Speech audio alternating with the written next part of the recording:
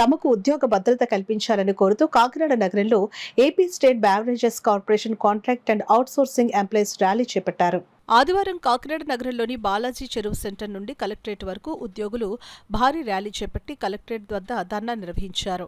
ఈ సందర్భంగా ఎంప్లాయీస్ నాయకులు సబ్బతి చిట్టిబాబు మాట్లాడుతూ 2019 డిఎస్సి ద్వారా రిక్రూట్మెంట్ ద్వారా తమకు ఉద్యోగం కల్పించడం జరిగిందని, అయితే కూటమి ప్రభుత్వం మద్యం పాలసీని ప్రైవేటీకరణ చేస్తామని చెబుతూ ఉండడంతో తమకు ఉద్యోగ భద్రత లేకుండా పోతుందని ఆవేదన వ్యక్తం చేశారు.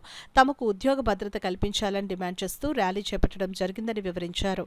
ఈ కార్యక్రమంలో సంఘం నాయకులు శ్రీను, వీరబాబు, సంతోష్ కుమార్, సూర్యచందర్, దొరబాబు, గంగారాం, అశోక్ కుమార్, కాసిం, హుస్సేన్ పెద్ద సంఖ్యలో ఉద్యోగులు పాల్గొన్నారు. మేము అందరూ కూడా 2019లో డిఎస్సి అంటే డిస్ట్రిక్ట్ సెలక్షన్ కమిషన్ ద్వారా జాయింట్ కలెక్టర్ ఆర్డీ గారు ఆధ్వర్యంలో అందరూ కూడా నియమితమయ్యండి. ఈ 5 సంవత్సరాలు కూడా మేము ఏ పార్టీకి సపోర్ట్ లేకుండా మా సొంత కుటుంబాల కోసం మేము కష్టపడి పనిచేసామండి. కరోనా టైంలో కూడా రాత్రి గట్ల నైట్ డ్యూటీ కూడా చేశాను సార్. అదేవిధంగా పండగ టైంలో కానీ 31st నైట్లకు కానీ 11-12 గంటల వరకు కూడా చేయమని కూడా మేము చేశాను సార్. ఇప్పుడు కూడా ఒక పైసా ఆశించకుండా ఏ టైం కడితే ఆ టైంకి చేసి రావడం, అదేవిధంగా ఇప్పుడు పిలిస్తే అప్పుడు రావడం మేము చేశాను సార్. ఈ 5 సంవత్సరాలు అయిపోయిన తర్వాత ఇప్పుడు కూటమి ప్రభుత్వం వచ్చిన తర్వాత మాకు ప్రైవేట్గానే చేస్తూ ఉంటున్నారు గవర్నమెంట్ షాపులు.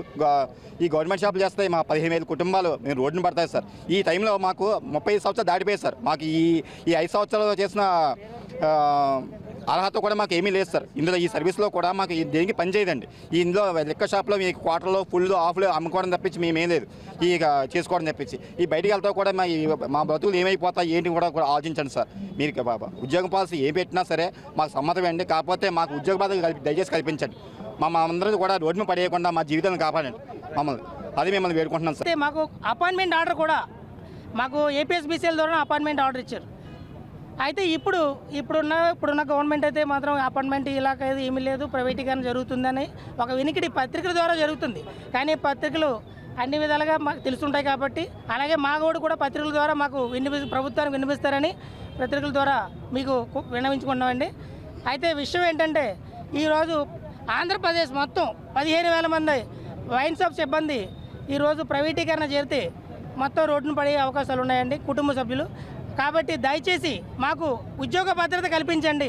ఈ 5 సంవత్సరాల్లో మాకు ఏది ఇంక్రిమెంట్లు కానీ ఏది కూడా మేము ఎన్ని గంటలైనా పని చేసాం, ఏం చెప్పినా చేసాం, ఏం చేసినా ప్రభుత్వానికే చేసాం, ఏ ఒక్క పార్టీలకో లేకపోతే దేనికే చేయలేదు. ఇప్పుడు కూడా చేస్తున్నాం ప్రభుత్వానికి, అంటే మేము ప్రభుత్వం అండర్లో పనిచేస్తున్నాం కాబట్టి అంతే తప్ప. కానీ ఇది కొంతమంది ఈ పార్టీ చేస్తున్నారు ఆ పార్టీ చేస్తున్నారు అంటున్నారు కానీ అది కాదు, పొరపాటు. మేము ఒక ఎంప్లాయీస్, ఒక హౌస్ ఎంప్లాయీస్గానే గుర్తించండి. కాబట్టి దయచేసి మాకు ముఖ్యమంత్రి గారు మాకు ఉద్యోగ భద్రత కల్పించండి. ఈ సెక్టర్లో కాకుండా వేరే సెక్టర్లో అయినా మాకు ఉద్యోగం కల్పించండి. మేము డిగ్రీ అర్హత పొంది ఉన్నాం, ఇంటర్ అర్హత పొంది ఉన్నారు. కాబట్టి వీళ్ళందరికీ దాని తగ్గ నియమాల్లో ఉద్యోగాలు ఇప్పిస్తారని ముఖ్యమంత్రి గారిని వేడుకుంటూ